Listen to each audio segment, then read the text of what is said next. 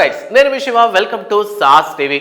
ఒకప్పుడు పైరసీ అంటే భయపడే వాళ్ళం. ప్రెసెంట్ ఈ మధ్య కాలంలో పైరసీ భూతం పెద్దగా కనిపించలేదు. అంటే మనకి మూవీ రూల్స్ లాంటి ఐబొమ్మ లాంటి వెబ్సైట్లు ఉన్నప్పటికీ సరే ఎందుకు పైరసీని ఎంకరేజ్ చేస్తున్నావా లేదా అన్నట్టుగా ఉండేది. But game changer January 10th release అయినటువంటి ఈ సినిమా రిలీజ్ అయిన రోజే హెచ్డి లెవెల్లో మనకి ప్రింట్ దొరికేసింది. టోరెంట్ లెవెల్లో కూడాను మరికొంతమంది దాన్ని డౌన్లోడ్ చేసుకుంటున్నారు. సో ఇప్పటికే గేమ్ చేంజర్ సినిమాకి సంబంధించి ఫస్ట్ డేనే కాస్త యావరేజ్ టాక్ వచ్చే సినిమాకి సంబంధించి కొంతమంది భలే ఉందంటే మరి కొంతమంది ఏం బాగలేదు, మరి కొంతమంది చెత్త సినిమాని మాట్లాడిన వాళ్ళు కూడా ఉన్నారు. సో ఓవరాల్గా సినిమాకి సంబంధించి ఈ విధంగా ఒక మిక్స్డ్ టాక్ వస్తున్నటువంటి టైంలోనే సినిమాకి సంబంధించి పూర్తి సినిమాని అది కూడా హెచ్డి లెవెల్లో టోరెంట్లో రిలీజ్ చేశారనమాట. సో ఈ పైరసీకి సంబంధించి ప్రెజెంట్ దిల్ రాజు గారు ఎలా ఫీల్ అవుతున్నారో తెలియదు, కానీ ఒకప్పుడు మామూలుగా ఇది అత్తారింటికి దారే సినిమా అనుకుంటా. బిఫోర్ రిలీజ్ కంటే ముందర కూడా ఆఫ్ సినిమా అనేది రిలీజ్ అయిపోయిన తర్వాత కూడా ఆ లెవెల్లో కలెక్షన్ సాధించింది. బట్ గేమ్ చేంజర్ సినిమాకి సంబంధించి మాత్రం ఆ లెవెల్ కలెక్షన్స్ వచ్చేటటువంటి ఛాన్సెస్ చాలా తక్కువ.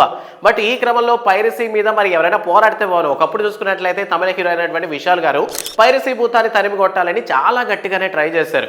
బట్ ప్రెజెంట్ చూసుకున్నట్లయితే పైరసీ గురించి పెద్దగా పట్టించుకునే వాళ్ళు లేరు. అండ్ అంతేకాకుండా ఒకప్పుడు సినిమాలు ఏంటంటే కొన్ని నెలలు 6 నెలలు సంవత్సరం అలా ఆడేవి. బట్ ఈ మధ్యకాలంలో ఒక నెల రోజులు ఆడిందంటే చాలు పండగ, అంటే సినిమా బ్లాక్ బాస్టర్ అని అర్థం. ఎందుకంటే ఒక నెల అయిపోయేసరికి మనకి ఓటీటీలో రిలీజ్ అయిపోతుంది. బట్ దీనికంటే ముందరే అది కూడాను మంచి క్వాలిటీతో గేమ్ చేంజర్ సినిమా హెచ్డి క్వాలిటీతో, అది కూడా హిందీలోను అండ్ తెలుగులో కూడా మంచి క్వాలిటీతోనే రిలీజ్ అయ్యేసరికి ప్రెజెంట్ మూవీ టీం అంతా కూడా తలలు పట్టుకొని కూర్చున్నారు. సో ఇప్పటికే game changer cinema effect movie team అందరి మీద పడింది. అన్ని కోట్లు ఖర్చు పెట్టి అంత ఎఫర్ట్స్ పెట్టి సుమారు 3 ఏళ్ళు కష్టపడి చేసినటువంటి సినిమా అనమాట ఇది. సో ఆ సినిమాకి ఈ లెవెల్ ఆఫ్ టాక్ వస్తుందని ఎవరు కూడా ఎక్స్పెక్ట్ చేయలేదు. అండ్ అంతేకాకుండా సినిమాకి సంబంధించి కాస్టింగ్ పరంగా కూడా పెద్ద పెద్ద వాళ్ళే సెలెక్ట్ చేసుకున్నారు.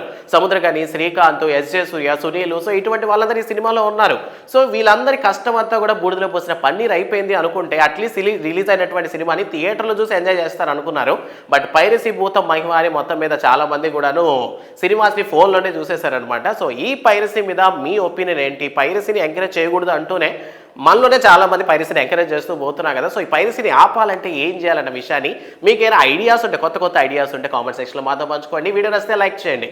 And don't forget to subscribe sauce TV. Thanks for watching.